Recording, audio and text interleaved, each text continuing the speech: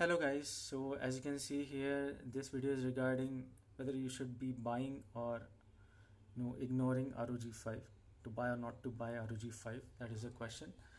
So since there is so much hype regarding ROG 5, and a lot of celebrities, internet celebrities, YouTubers are promoting this device, and there is so much hype surrounding it. On 10th March it's gonna be launched in India.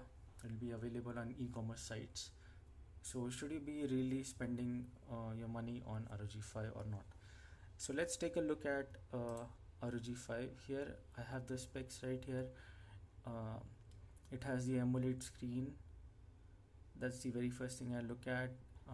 The battery life, the chipset, Snapdragon 888 based on 5 nanometer process. Now this phone is gonna be in, as you can see here, is gonna be in 12 GB and 16 GB variant. I'm not sure about this, but as I saw somewhere, the minimum price of this phone for the lowest variant is gonna be around 45,000, and the higher variant would be around 55 or 60. So when you take at the base model of ROG 5, it's around 45,000. Now this is gonna be based on Android 11, and if we compare this phone's performance, since it is Android based, I believe that its performance will always be relatively inferior compared to an iPhone. So if you are a serious gamer and if you're into competitive gaming, I would suggest not spending your money on Asus ROG 5, rather buy an iPhone 11. As you can see here on Flipkart, it's showing for 52,000, and this would anytime be a better buy when it comes to pure gaming performance. I no competitive player would be using an Android phone in the competitive arena. No, there would be some players, but if you're given a choice where you have 50,000 to spend, around 50,000 to spend, what would you buy? Would you buy an Android or would you buy an iPhone? It's a no-brainer. Even the YouTube celebrities who are themselves promoting the brand, as well as you can see so many Conqueror players pushing to conquer rank in this or in the even in the previous seasons. You will see that most Conqueror players use iPhone. Even in the competitive scene, they use iPhone, but they're promoting ROG. It is their choice, and there's nothing wrong about it. They have been paid to do that. They've accepted the deal. Yes, but it is also our responsibility and our right to do our due research.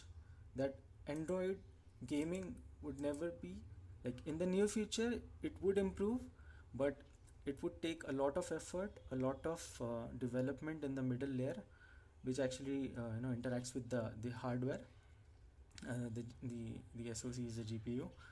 It would take real effort and real work, and the work is in progress, but it would take some time before it matches the iPhone performance or even surpasses it.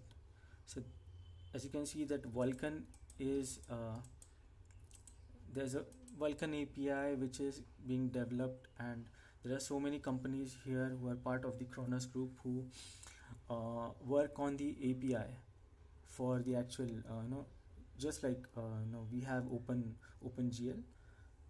Vulkan, you can say that Vulkan is the successor of it, and there are so many companies who are in the development of that API. And as you can see here, Apple is also part of it, and Apple has their own API called Metal and Metal 2, the second version. So since they are a part of it, they would not ever like to lose their competitive edge, especially in the gaming arena, in the gaming market, over uh, Android phones. They'll always be a step ahead. Even with the M1 processors, just reshaping the entire hardware industry, the entire chip industry, I think Apple would be like Apple would maintain their lead. They would do everything possible so that they have an upper hand. And this is coming from a hardcore Android user. This phone that I'm using currently to record, it's a Poco F1, and it has 1+6 port on it based on Android 10. I'm a hardcore Android user, but when admiration, and when the uh, the praise is due, where it is due, I give the praise. And iPhone is no doubt better for gaming. So it is our duty to do a research, and it will take some time for Vulkan and for Android to catch up to iPhone. So use your googling skills and your research skills to not fall into the trap of these celebrities. They are here to promote, but it is also our responsibility to make sure that whatever you are buying, that is actually worth it. It's worth our time and effort, because 45,000 is a huge amount, considering an average salary could be around 20 to 25,000. That's like 60 days of your hard work taken away in an instant. So this was the video all about. And when you consider the specs of ROG, it is SD 888 based, SD 888 based. So there are a whole lot of phones that's gonna be getting launched in the Indian market, which won't be as expensive as this one. Of course, ROG has better camera and bigger battery and a whole lot of things. UFS 3.1, I can see here. The internal storage would be much higher. The RAM would be much higher. But do you really need it? That's the whole question. Do you really need it? Are you that serious? And if you're that serious of a gamer, go with iPhone. And if you're not, then does it make sense for you to invest 50,000 in a phone? That's the whole point. I'm still looking for a phone which can rival my Poco F1 when it comes to pure value for money.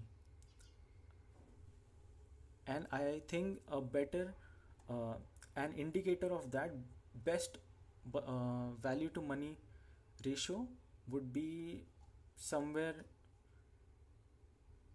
it would be like 2/3 of the price of ROG 5. That's just my call, my judgment.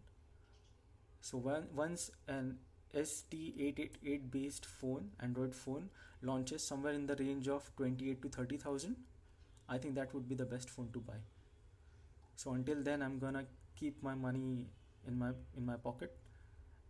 And so this was the video, that I just want to make sure that people are aware of what they're getting into, and not just buy into the hype that is being generated in the media and by these so-called YouTubers. Like, they have 5 million, 10 million, 15 million subscribers, and they have the hmm, the power to change the psyche of the buyers.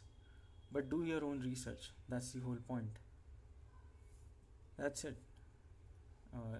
See you in the next one. Maybe in the next one I'll list out the factors which I look into while buying a smartphone. Yeah. Thank you all.